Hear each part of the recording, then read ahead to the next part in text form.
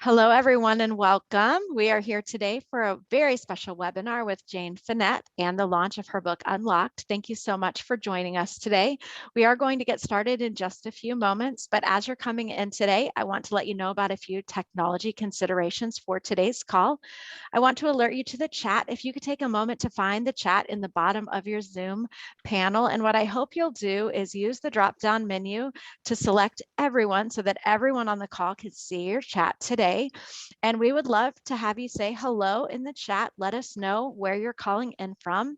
If you happen to be calling in as part of professional development and you're representing your organization, we would love to hear about that as well. So if you could take just a quick moment, say hello in the chat, let us know where in the world you are. And again, if you're representing an organization, you can let us know that as well so we can give you a shout out. So hello to Catherine in Kansas, to Ro in San Francisco, to Annika in Georgia.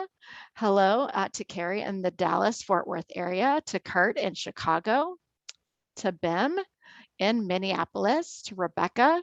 Wait, I guess Bim is in Plymouth, Michigan, and Rebecca is in Minneapolis. Welcome, so many of you. And it looks like Tracy is representing Molina Healthcare in Olympia, Washington. Hello in Cleveland and New Jersey. And we have someone calling in from Canada. We have someone representing Yale University. So we are so thrilled that you chose to be with us today. We do want to let you know that we are recording today's session, and we will make the recording available after the session in case you have any colleagues or friends who would like to benefit from this conversation as well. So hello to Anita in Johannesburg, South Africa. And hello to you, Jane. Hi, thank you so much for having me, Becky, and doing this together. Of course, it is such an exciting week for you with the launch of your book, Unlocked: How Empowered Women Empower Women. So I want to know, do we have any empowered women on the call? Do we have any women who want to empower others? No matter how you identify, we are thrilled that you're with us. I think I see some hand raises. Those are either some empowered women, or perhaps those are some women who want to empower other women. And I just love seeing that. I hope that you'll walk away today inspired with some new insights about how you can empower other women. And before we get started, I do want to share a bit about Jane. So in a world where women still need to fight for access to capital, voice, opportunity, skills, and more, women are the real key in unlocking the great potential of all women and girls. So how do we rise and thrive in today's society? Jane has some amazing insights to share with us. And Jane has had this amazing career, and maybe along the way today, we'll have a chance to hear about it. One of the things that Jane has done that is so exciting is founding and leading the Coaching Fellowship. And later on in today's call, we'll let you know about the way that your purchase of this book actually helps to support the Coaching Fellowship and the many women who Jane and her team are empowering through that work. So welcome, Jane. Hey, thanks again, Becky. Such an honor to be here and talk about my book. Yeah, it's a crazy week. So great. Yes, well, so we have lots of callers from all around the world and all around the US. Do you want to let everyone know where you are today? Yes, I'd love to. My home these days is in Boulder, Colorado, and it looks a bit stormy out there over the mountains. I'm very lucky to look at the Rocky Mountains every day. We moved here just before COVID, actually, so I've been very blessed to be out here in the wilds of Colorado. It's a beautiful part of America. Amazing. Well, I know that we're going to start out today, and I really want those who have called in today to hear a little bit about your journey. And at the beginning of the book, you do tell about your journey and how you woke up to the realities that women face in the world. So would you share with us a bit about that, how you began to understand the importance and significance of empowering women? Yeah, thank you. And it's actually, I guess it's quite a long story, but I'll start it with a funny moment, which is at the start of the book, should you be reading it, which was really, I became a female activist when I was 15. So in the UK, so I'm from the UK, you can probably hear that from my accent, we used to have to wear skirts all year round, so uniform up until the age of 16. And every winter, whether I was going to school in a flush of snow or if it was chucking it down with rain, we were frozen. We were absolutely frozen. My mum used to have me wear socks right above my knees, just at least to keep my legs warm. And so there was one particular year where I just couldn't stand it any longer, and took it upon myself to rally a group of women, young girls, my friends, together to get that changed. And we did, and I remember it being astounding to me that we had noticed something and we had asked for a change. We had literally named it, and it wasn't that difficult. But then what happened for me in my career, and I had done many different things along the way, was that kind of, sexism and women being held back just became normal to me. It was just the way things were.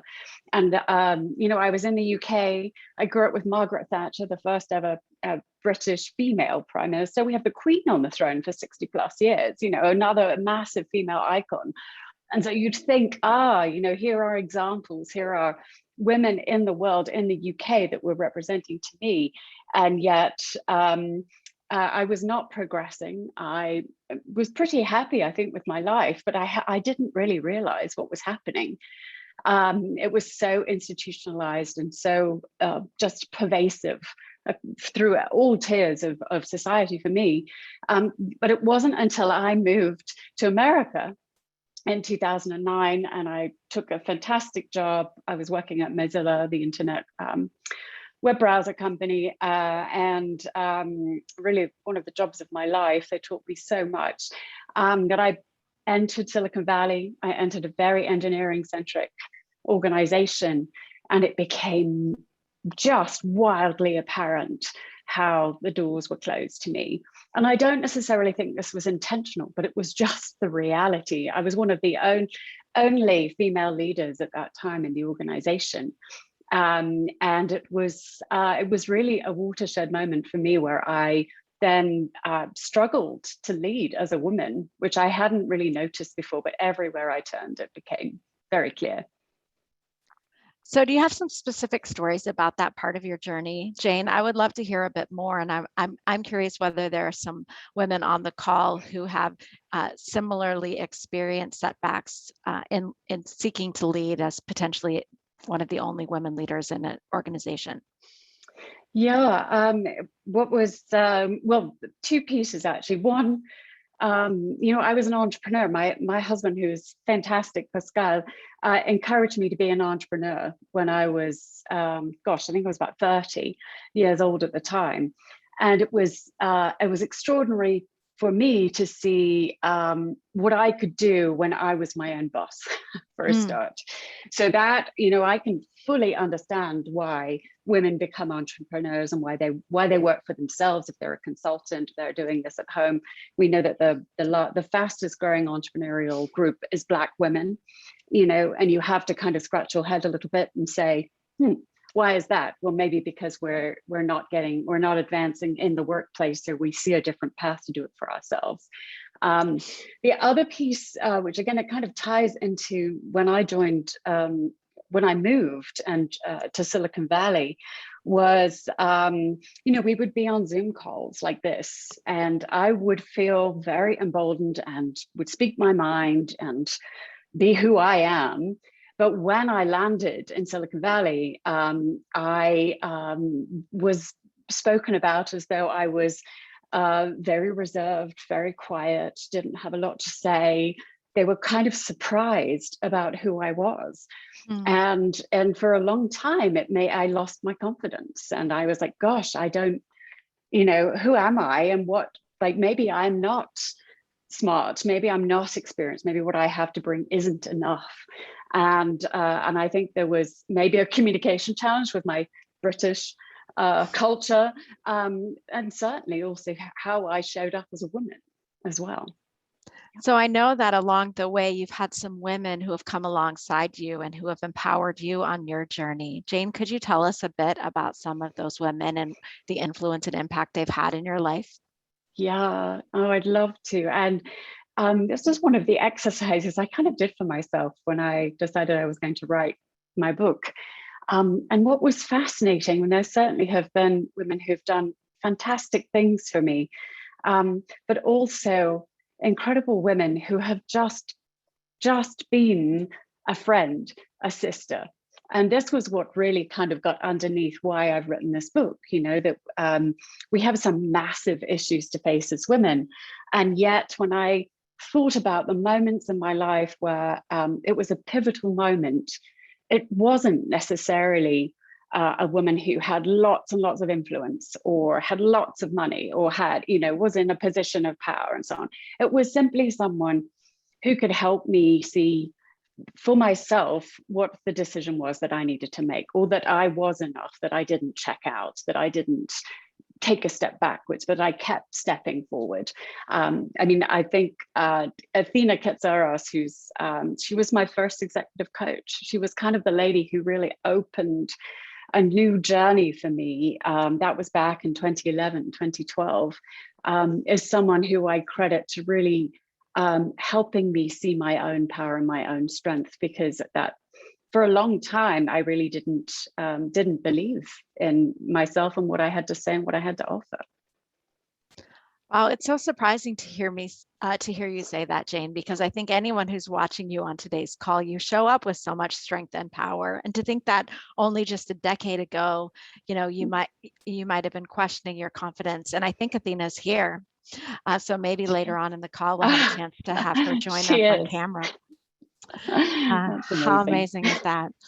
So let's talk a little bit about the impact of the pandemic on women in the workplace, because I know that part of what inspired you to write the book, Jane, is seeing the extreme hardship that women have faced in the workplace due to the pandemic. And even I think you write about the fact that women have lost a generation of progress as it relates to how we are able to work. So what are you seeing? And not only that, what hope is there for us coming out of these difficult days? Yeah. Gosh, no, it's a huge topic, and I'm sure people dialing in will not be unfamiliar with those statistics. 5 million women who have either left the workplace or in the process of considering leaving the workplace. We know the demands, not only on women, of course, on families, with the homeschooling, with elder care, with trying to make it all work. It's phenomenally difficult. And I think the mental health toll on women is enormous. Those statistics, this is kind of when I think back, this is where I was a little more than a year ago, watching these headline after headline come out, numbers of domestic violence increasing. When you look at it, the global picture, you're looking at 20 million less girls going to school. We're talking about women in leadership failing. We're talking about even less venture capital going to women entrepreneurs. And it's hard. It's hard to stay positive. It's hard to think, gosh, how can we make a difference? And we're not even talking about any kind of, challenges that we've had in the last couple of months of women's rights and access to their bodies, which is not necessarily COVID related, but just look at the year we've had. This is extraordinary.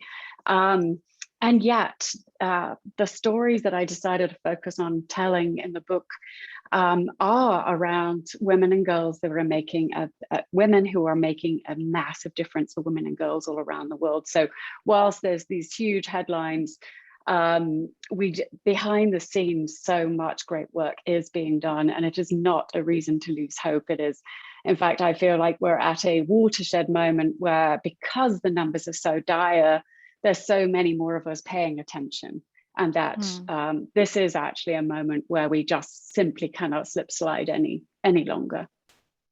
Well, I would love to talk a little bit about some of the hopeful things that you're seeing, the things that are starting to change, that are inspiring you about the way women and girls can make progress. And we're also curious if you can put in the chat, if you're listening today, what you might be seeing that's inspiring you about women and girls making progress. So both in the chat and here, from you, Jane, we'd like to hear. And I see a note from Anne. She says, I've seen a lot of women start businesses because the workplace didn't serve them any longer and they had time to rethink what they really wanted to do in life. I Thank believe you, Anne. workplaces aren't adapting fast enough, and just transport the office life into Zoom, which is not a recipe for success. Mhm.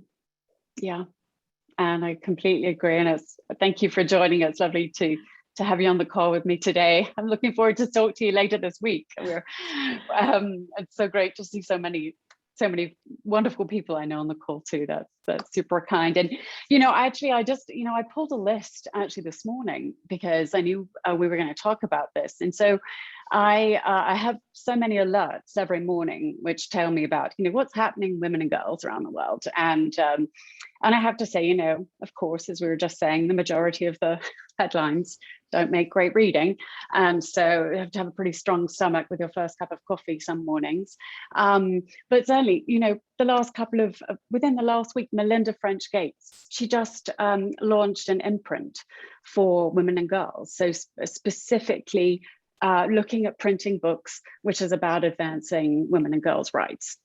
Who would have thought of that, right? Mm-hmm. Absolutely. We look at the Supreme Court. This was just 2 days ago. So the Supreme Court in America just ruled that, and I'm wanting to get it completely right here, so that they've just changed the argument structure, which means that only one court justice can speak at a time. And this was particularly because Sonia Sotomayor was getting interrupted. She's the most interrupted Supreme Court justice, where women will get, we know this, women will get talked over in meetings, in calls, conversation. And so we're seeing that changed. We're seeing, I just saw another $100 million fund for women, for women's startups. Rebecca Blank is going to be the next first woman to become the president of Northwestern University, and the school's first woman in 170-year-old history. So, they're, of course, they're little drops here and there. We're saying, does that really create an end to systemic gender bias? Not today, but it's certainly on the path, and I am seeing much more of this than I did 12 months ago. So every day there is something new, there is more change coming, and more of us are aware and waking up to what we ourselves can also do to make that happen. I just love that, Jane. And I see a note here from another person named Jane who says, I see my daughter, age 22, stand up for herself in ways I could not when I was her age. It gives me hope for her generation to stand up and be heard. And then Anne says, women are starting micro funds, which is very inspiring and such a domino effect. Agreed, Anne. Absolutely. Yes. Thank you for sharing, Jane. How wonderful as well. I was on a call yesterday, and an incredible lady who I really deeply admire said to me about what we're doing and inspiring with the coaching fellowship and with this book is that we're putting sort of the feminine back in feminism. And actually, I deeply took this to heart as well. I think that we are showing up differently. We're showing up as complete and whole women, and in standing up for one another, and doing that in the most authentic and real way, and that is just us being ourselves, because we're pretty damn amazing, really, as we are, right? Yeah, and Anne says she loves that quote, putting feminine back into feminism. Jill says, I just moved out of product design and into a recruiting and early talent development role, and have been amazed at the young women studying engineering I've been able to talk with, and I'm excited to get to be a mentor and advocate for the next generation of engineers. Bim says women are collaborating and not competing. And that's what I was thinking of when you were talking, Jane, because I think, in the past, you think about women competing with one another, or not wanting what's good for themselves instead of what's good for the group. And it is encouraging to hear you talk about a new way of being together. Yes. And when I was doing the interviews on my book, this would come along. Eventually there'd be a question about, well, women are competitive, women have held me back, women, what about, are women really helping women? We know Madeleine Albright famously said there's a special place in hell for women who don't help other women. And quite frankly, and call me absolutely naive, because I have not experienced that. I have not experienced another woman holding me back, and I am sure it happens. So I don't want to make anybody wrong for that. But I do see us sinking more deeply into our own power, and that we can show up as our full selves. And that is one which is at its heart collaborative and wanting to help another person forward. Yeah. So Anita says we live in such an exciting time where all these unconscious biases are challenges. My daughters are far more empowered than I am, and their bosses are females and great. Oh, that's wonderful. Oh, they make my heart burst then. That's wonderful. Gosh. So I have a question. Imagine the potential of this, right? Like, yes. I know that, we 110 years since we've, had the vote, but do we finally feel like our children, our younger folk in our lives are experiencing this potential of having a female mentor, seeing other women in their full power? It is wildly exciting. I completely agree. So many comments in the chat. I love seeing this. So Pamela says, we recently launched a VP pipeline program for women in sales. Women hold only 12% of coveted positions. The number one piece of feedback from the participants was, this is the first time I am not competing for scarce positions with my female colleagues, and we are here to celebrate one another and lift one another up. Wow. Catherine says she's more aware of additional barriers for BIPOC women, and curious if you have any thoughts on that, Jane.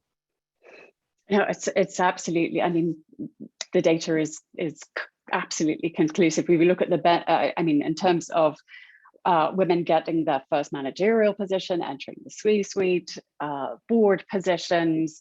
We're looking at women of color and how much they earn. I mean, absolutely. And so it is, when they say, we're not free until we're all free. It's like we're not equal until we're all equal, right? And also there's great evidence that shows when there are more women in positions of leadership, then we also bring people of color with us, that we are welcoming more diverse perspectives and voices, and we realize that that is critical. That's critical for innovation and creativity, and making sure we're not blindsided. And not only is it the right thing to do, but it is massively important for our businesses and for us to be working on the hard things. That's going to take all of us. I agree. So I have a question here from Crystal. She's wondering, did you experience anyone subtly or not so subtly trying to silence you as you were developing your voice? And how did you move through that? Yeah, thank you. Thank you for asking the question. And it's what comes to me immediately is twofold. So I think very subtly within the workplace, just that, also my background was really rather in marketing and communications. I think I always internalized the reason why I had to speak was because, marketing and communication is less than engineering, for example. Like engineering trumps everything. So that's how I used to read it in my head. But I think that also had a lot to do with me being maybe unconsciously, of course, again, but held back. And then the other piece that I want to bring in, gender bias is real, but there's also a way that we as women, and I speak for myself, absolutely for myself, I held myself back.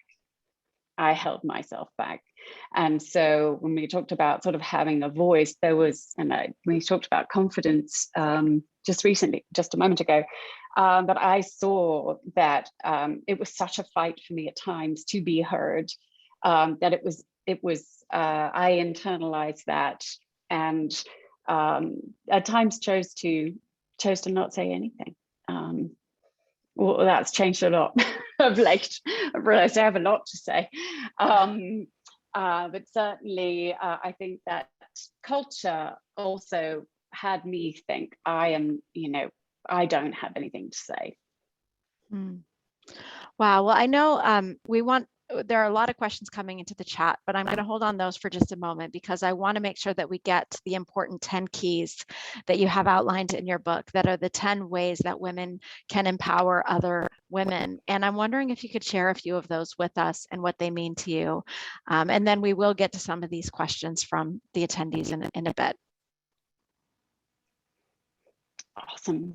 Great. Yeah, I have 3 favorites of the keys, and first one, and this is a link to what we were just saying, is, let me take a step back. So some of my fear, genuine fear about the book is that I am not saying anything new.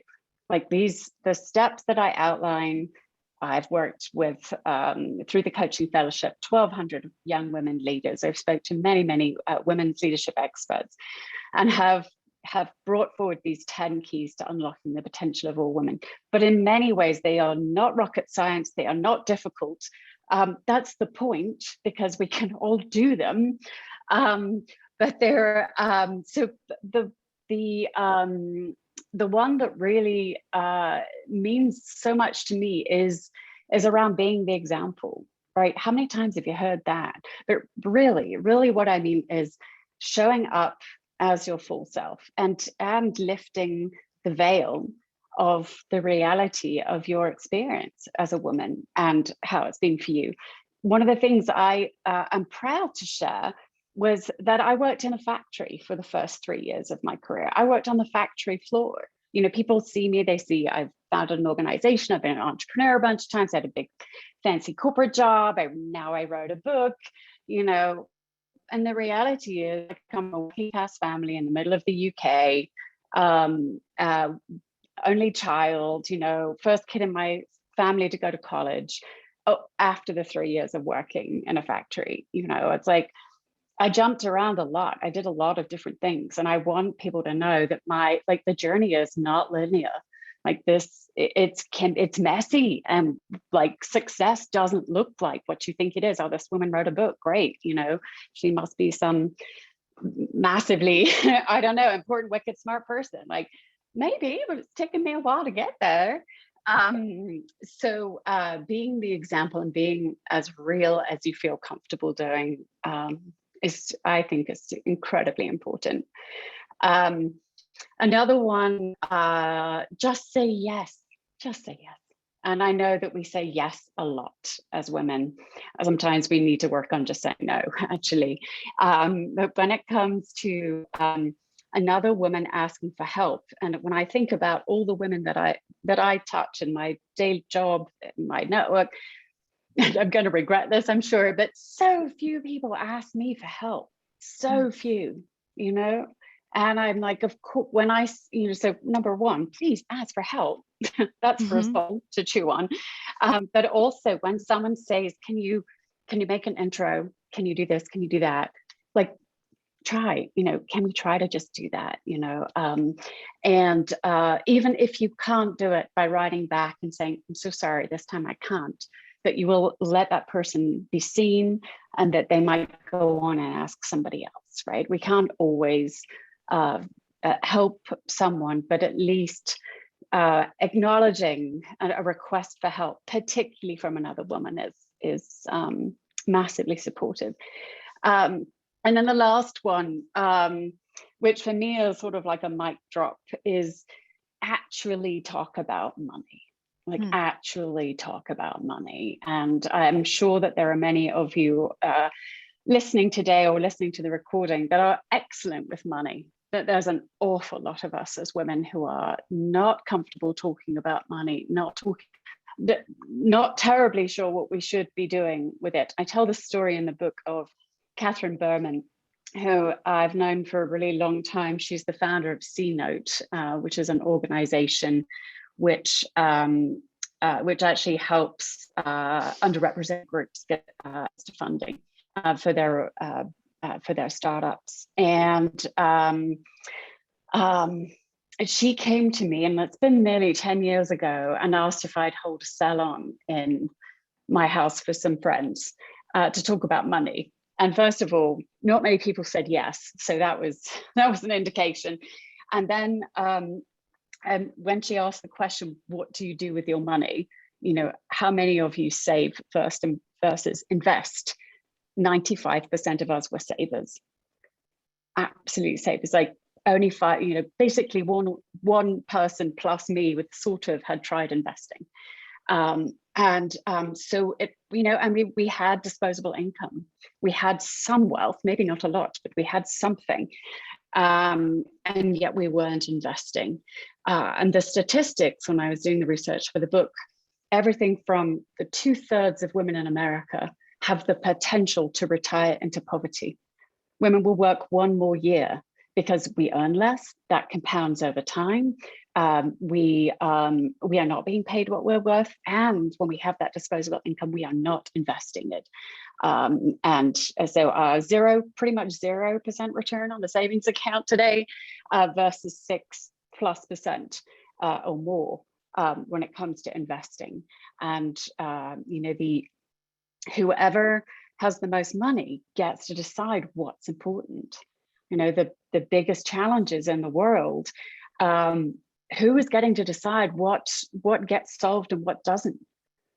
Those that have the most money, let's face it, and so I get very excited about women having access to more money and what they will do with that money when they have it and they choose to invest it differently. So we know that you can tell this is my soapbox moment, right? Where girls are taught from a very small age to be careful with money and to save it and just to be very, very careful with it.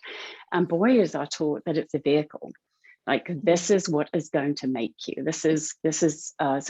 We learn about it, we have conversations about it. So we must work with our younger women and have them be absolutely comfortable talking about money, because this is something which will serve them throughout their entire lives, and all of us. Thank you so much for sharing that, Jane. I'm even curious if this idea of talking about money comes into like people's compensation at work, and women talking about, how much money they make, or negotiating for a salary when they're seeking a new job. Yeah. Oh, absolutely. Absolutely. No, Sally Krawcheck talks, the founder, CEO of Elevest, talks, about that women would rather talk about, I'm sorry to be crass here, but would rather talk about what they did in the bedroom last night rather than talk about money. And certainly the evidence of how many women have actually asked for a raise, have actually negotiated their salary.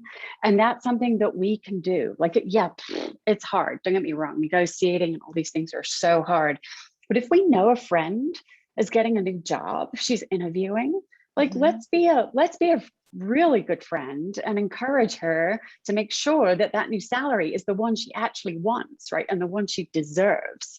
And I know I'm going to get into lots of HR trouble here, but I do wish that we would talk more about salaries, because how should you know? How should you know you're being paid, what's your worth and what your colleague is earning? And like I said, I'm probably exposing myself here, but if it's not normal to talk more about money in all circles, then we're not going to be able to even have these conversations about what we earn every month. Yeah. So we have a poll for our attendees, and we would love to get people's input. This is the 10 keys poll, and I realize that there may be some of these that you don't know what they mean yet. And so there's one that I think I might want to ask you to explain a bit more about, but these are the 10 keys that Jane has outlined in her book, and we would love to hear from you. Which of these keys are you participating in to empower other women? So are you participating in just say yes, which Jane explained is among her favorite of, if a woman asks for help, say yes. Key number 2, tell her she is ready. Key number 3, stand behind her. Key number 4, help her help herself. Key number 5, actually talk about money. Key number 6, stand up for her. Key number 7, be the example. Key number 8, give her confidence. Key number 9, send the elevator down. Key number 10, be a sister. Jane, can you explain send the elevator down? Absolutely. And I think this term does get, I'm just realizing I'd love to participate in the poll. I should Yeah, probably click all of them. I think as a panelist, you cannot. Yes, damn. So all of those, anyway, for me. So send the elevator down. That what I'm getting at here is that if we are in a position of influence, and this does not mean you're the CEO or you're the hiring manager or a project manager even, but certainly if we have had an opportunity to have more resources, knowledge, maybe a position, then help a younger person get that start. One of the studies which I kind of read religiously is the Lean In and McKinsey Women in the Workplace study. There was a new one that was just shared, and one of the hardest statistics for me to read is what they call the broken rung. So whilst women have made marginal gains in the C-suite, CEO positions, C-suite VP positions, even though that has slip-slided during COVID, the one number that has not increased in 6 years, it's remained the same for 6 years, is the number of women in first-time leadership roles. So is there any wonder that when we look 10 years into the future, why we have a dearth of women in senior leadership positions? Well, they never get the chance. They start late, there's only a few, and then they're withheld their entire careers. So one of the things that we can do is help that younger woman get her first start, send the elevator down and help her make a start on the path. So let's take a look at this result. It's really encouraging to see that nearly every single one of these are at least half of the people who are on today's call have participated in. Jane, I'm curious also about this be the sister. Can you tell us what that one means? Yeah, Be a sister. Be a sister. Yeah. There's so much where women are awesome, like we do, all of those things we are in some way, shape, or form, we are doing for women in our lives. We just are. And the be a sister piece was to take that kind of attitude, that perspective, and bring it to all women. Bring it to someone you've never met before, but to bring this sisterhood, bring this way of being that lets her know she is worthy, that she is important, we don't have to hug her and love her and do these things, but I would love you to do that.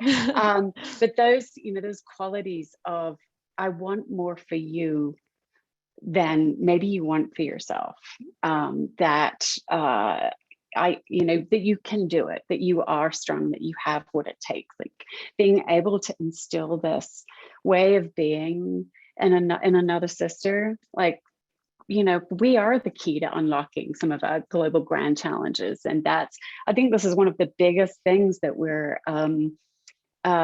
missing as a society, is when women believe in and therefore use the full power of potential inside themselves. And that can happen when someone else believes in you. Wow. Jane, I heard you say that, part of you wonders if there's anything new here, but I think what's new is just the simple and beautiful way that you articulate the way that we can help each other. I'm so glad that you wrote the book. So we do have a few moments for Q&A, and one of the things that we can do today that's a little bit unique is if you would like to speak face-to-face to Jane and talk about these topics or ask a question, if you want to use the hand raise function or let me know in the chat that you would like to come over to this side of the event as a panelist, we will ask that you keep your questions or comments brief so that we can get to as many of you as possible. But if you would like to come on over, again, use that hand raise function. I saw a hand raised earlier from Deborah. Deborah, if you could let me know in the chat if you would like to come on over. I want to make sure that if you raise your hand to join us as a panelist, that you do have access to your audio so that you can at least speak. So if you want to let me know. And then I'd be happy to bring you over to speak face to face with Jane. Um, and Michelle is recommending a podcast called Her First 100K as a good one for helping women build understanding of how to build wealth. Yes, and a Amazing. book does Thank you. pull together all of your best thinking. There were some questions earlier that I'm going to jump back to. Amber mentions, I've been in corporate finance for 15 years and in the military before that. I never felt challenged just because I was a woman. I'm happy, but trying to relate to those who have it more difficult. So how do I open those discussions to listen when I don't have similar experiences to share? Mhm. Wow, that's so beautiful. Thank you for asking the question. And I understand that the maybe experiences are different, but you yourself are not different. So speaking from that, when I said be the example, speaking from your own experience is the most powerful thing that you can do for another. And actually bringing in a different perspective of your experiences can actually maybe help unlock something for someone else. In the book, I interviewed Colonel Candace Frost, and I don't know if you know her at all. She was there have been many glass ceiling breakers in the U.S. Army, and she is one of them, and an incredible woman. And the way she articulated her stories to me about how she wanted to do it for herself and be the example for others. She talks so much about lighting the torch so that others can see their way forward. And I thought to myself, gosh, if she can make this change within one of the most male-dominated professions in the world, then there is indeed hope for us all. So I thank you so much for everything that you've done. And my advice would be to speak from the experiences you've had, because you never know what you might spark for that person. And actually having that different perspective may well be something they need to hear. Great. Amber said she would look her up. Great stuff, So Amber. Anita is wondering, she's particularly passionate about women owning their own homes, and she's curious to hear your comments about that. Yeah, my goodness. Well, home ownership is, I think for all people, and also I would widen that as well for people of color as well. That home ownership really is one of the, it is a way to create wealth and equity, right? And that we pay that, we can share that wealth down the line as well. So I'm not sure about comments. I don't specifically write about this in the book, actually, about home ownership for sure. And I'm standing right behind you, Anita. Well, I want to make sure that Amy feels seen. She said that this session is encouraging to her because she's had several women bosses who didn't value her abilities and success and put her down, or created an environment where she wanted to leave. And it makes her want a male manager instead of a female manager. And she hates to even say that. So, Anne, I just want you to know that we see you. Yes, and sincerely. And thank you for joining today. What comes up for me is something. It was actually I used to work for Mitchell Baker. She was the co-founder of Mozilla, one of the very few women in technology out there at the time. And she would say to me, I don't have any role models. I just, she would get asked all the time, is this like powerful woman in tech? Who's your role model? I don't have any, and we were always so surprised. And what really came through was to be the example you wish you'd had. And whilst I can really try to put myself in your shoes with what you're experiencing at the moment, if we can still choose a different path for other women and girls for their sakes, which takes a lot of work and a lot of commitment, I know, then to be the example you wished you had is an incredibly noble thing to do. And Amy says, yes, absolutely. I will never treat women Thanks, in that way, but lift them up. Bless you. Bless you. So much love for you, Amy. I think Amy's been around my webinars for a long time, so it's good to see you, Amy. Let's see. So here's a comment from Zahira. I have never asked for a raise. This is a statement by Indira I Nuisan. know. She found it cringeworthy and it evoked a lot of negative emotions. So what's your view on the subject? Yeah, no, that was when I said to you that I have this alert every morning. Thought, gosh, and I actually quote Indira in my book, and I kind of lost my respect for her. Just completely tone deaf, it seemed. So Zahira, I could not agree with you more, actually. And if everyone's not sure who Indira Nuri is, she was the CEO of PepsiCo for many, many years, and obviously did incredibly well in her lifetime in terms of wealth creation and so on. But that she did not win too many female friends and activists over that one. Yeah. So a comment from Bill, isn't confidence a key enabler for women in leadership, followed by perseverance and mentoring other women, as mentorship is a key component to get women into senior leadership? So what do you think about that, Jane, the importance of women having mentors to be able to get into leadership roles?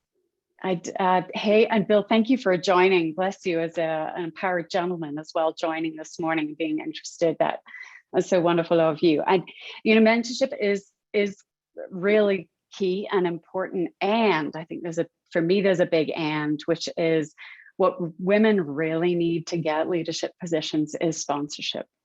We know that there is a lot of women who are mentored, but they still do not, or they're not able to break into those positions of influence and leadership.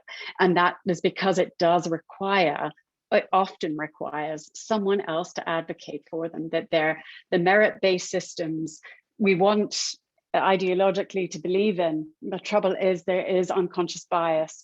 And so system doesn't always work. And so if for men and women on the phone, if there's something that you can do and that was my send the elevator down kind of key, is actually be the advocate for that person. And help bring them with you. So please mentor, and please, if you have an opportunity, bring them with you as well. Literally stand behind her and give her the opportunity to come forward. Thank you, Jane. So many comments, so many comments in the chat. And even someone asking for help. So Angelic is asking for help with a dream, and I'll make sure that you see the whole comment later, but she does have a question as well. Wondering what you do when you feel yourself begin to get overwhelmed and exhausted. Yeah. Is this a personal question or for all women? Yeah, I think it's for all women. Okay. Gloria Steinem, I'm very privileged to hear her speak. It's been a few years ago now. And she said, "Oh, you're all familiar with the golden rule?" And we all in the audience were like, yes. It's the golden rule, if you need a reminder, is do unto others as you would have done unto yourself. And then she said, "Do you know the golden rule for women?" And everyone was like, no, we don't know that. And she said, "Well, do unto yourself first that you would do unto others." And I know it's cliched about putting one's own oxygen mask on first, but our self-care and our self-nourishment, even if we get 10 minutes, 15 minutes to walk the dog around the block, and being present to those moments are critical for us. We're holding a lot as women. We're holding so much, and we must be able to be leaders of our own lives and take that time for ourselves. I will have to admit that I am the worst person to be telling. It's kind of a do as I say, not as I do kind of thing. I find it very difficult. And for me, being out in nature, I have a lot of four-legged things. And so that is very healing for me. Mm-hmm. But certainly we can't help everyone else if that is how we feel about the world, if we don't take care of ourselves first. Thank you for sharing that. I thought it was very powerful before Jane, when you shared about how your career began, because I think it is so true that we look at every other woman and we assume that everyone else has it all together, that everyone else had a perfectly easy and wonderful path. And then for you to say, I worked on the factory floor for 3 years, it kind of shatters the illusion of everyone else's life being perfect. So thank you so much for sharing that, Jane. Yeah, Yeah, and be the everyone's life example. is perfect. It's perfect in its imperfection, isn't, and don't they make the best stories? We want to hear those pieces, that's the Mm. most wonderful thing, is that that's really what makes it fascinating. I think that's the bits I want to hear Yeah, and Amber from said you. Instagram lives versus real lives. Right on. That's true. So I want to Thanks, make sure Amber. that we have a chance to talk about the Yeah. important work that you are doing at the Coaching Fellowship. There's a couple comments in the chat when Angelic was asking for guidance with her dream, and popped in and asked, have you considered applying to the Coaching Fellowship? So tell us about the Oh, work that the Coaching Fellowship is doing to empower women. thank you. Can I maybe share the founding story? Can I do Yes, that to help us get please, there? Would it please. be all Yes, right? Because I'm just please. thinking that might sort of shed a bit of light on it too, because I was incredibly privileged. So I had, as I said, the really one of the jobs of my life at Mozilla, and I owe them so very, very much. And one of the things that happened was that when I'd made it into a leadership position, was that I had this incredible gift of leadership development and executive coaching. Now I had many opportunities to have leadership development over the years that kind of looked like public speaking training and time management and things like this, which were kind of cookie cutter trainings. This was the first time that someone had really, and this is Athena, who's on the call, this was the first time someone had worked with me on me, only me, and my leadership and who I am, what I'm here to do in this lifetime. And I was in my early 40s, and I was like, good God, who am I? What just happened? It was a revelation, and it reignited my path toward feminism, to the work that I do today. And I could not believe that I didn't even know this kind of opportunity existed. And then I wished I'd had access to it when I was 25. I was like, my God, I have no regrets, but I'd have made some very different decisions perhaps in my life. Who knows? But and so I founded the Coaching Fellowship as a way for young women leaders in social impact to get access to this one-on-one leadership development and executive coaching. So started more than 7 years ago. We've been a 501c3 California nonprofit for about 5 years now. And it's a fellowship program we run twice a year for young women leaders, as I say, in social impact. So they are social impact entrepreneurs, they're nonprofit leaders, they're women working in the impact space, activists, people working in the field, working in community development. So we work with women who are based in working with indigenous populations in the Amazon to we've worked with teams of women working to rehab child soldiers in Sierra Leone. We work with community organizers in Detroit. I mean, it spans so very much of the world and so very many social issues. So today, if we fast forward, we've put about 1,200 plus women through the program. We have more than 200 volunteer coaches who make this all possible. And it allows the individual to deeply work on her leadership, really unpacking the inside out game of who you are, what are your innate strengths, what might be holding you back, so that you can push through and increase your impact in the world. We hope without burning yourself out, because we know that women are drawn to impact work and will do that full on, and then have to break and may never come back. Yeah. So, I could talk a lot about that, so I'm just going to pause for just a second. Yeah. Well, there was a question about, you mentioned young women. So is there an age cutoff for participating in the cohorts? So on average, our women leaders are 25 to 40. And it used to be 25 to 35. We've kind of increased that a little bit. And we've had women as young as 21 a part of the program. That's pretty special. If they're doing kind of extraordinary things in the world, but on average, they fall around 25 to 35. That's sort of like the sort of first part of the career that we're trying to support with. Yeah. Got it. Hopefully that answers the question. So before we wrap up today, I want to make sure that we have a chance to tell people how they can find out more about the book and about you and about the coaching fellowship. So Megan, if we could see that call to action slide. One of the extraordinary things that you're doing with the book is that all the proceeds from the book are actually benefiting the coaching fellowship. So in the event that you're interested in buying the book today, whether one copy or dozens of copies, all the proceeds from the book are going to support the great work that Jane is doing through the coaching fellowship. And if you're passionate about this work as well, you can also support the work that Jane is doing in the world by donating directly to the coaching fellowship. And you can also stay connected to Jane by visiting her website at janefinette.com. And we are putting all of those links into the chat. So there are a few ways that you can help Jane as an author during this launch week. One is to buy the book. Another would be to buy the book and share it with a woman who might benefit from its message, or a man who might become an ally to women.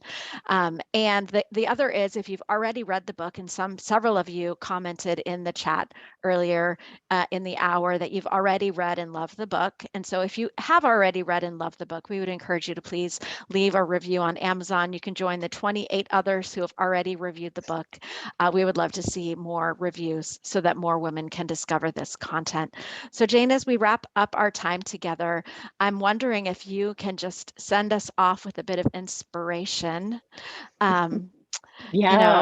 Well, I'll try. I'll absolutely Yeah. try.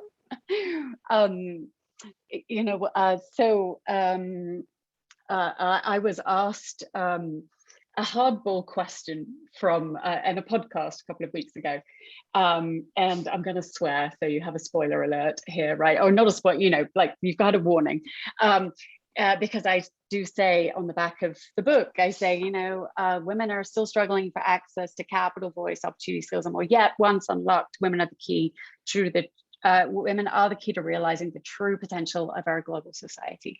And Dia Bondi, who was interviewing me, said, that pisses me off. What?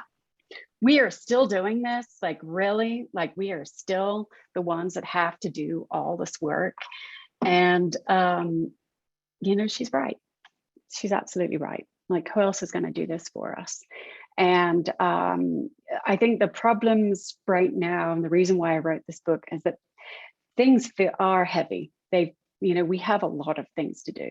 And our problems can feel, not just women's issues, but our problems around the world just feel so insurmountable. And like, are we ever going to solve them? But what I know to be true, and this is why I wrote this book, is that one person at a time, changing and helping one person at a time, is within all of our power to do.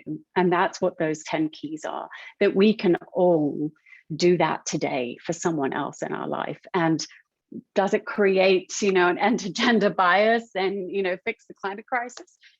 I don't know. I want to believe so, yeah, because I know that making a difference to that one human being's life was absolutely worth it. And so that's what my greatest wish for the book is, that we can all go out and work on changing one person's life, because at the very end of the day, that's the only thing that we can do. And we know it works. Someone's done that for us before. Let's go ahead and do it for someone else. Amazing. Thank you, everyone, for joining today. Jane, someone had a great idea of trying to find a way that we can all stay connected after today's event. So you and I can chat about that later. But a few people were dropping their LinkedIn links into the chat as well. So what an amazing community already, just having met one another today on the call, wanting to connect with each other outside the call to be able to provide help and support, which is exactly what you've called us all to do today. So thank you, Jane, and congratulations. Thank you so much. Thank you, everyone.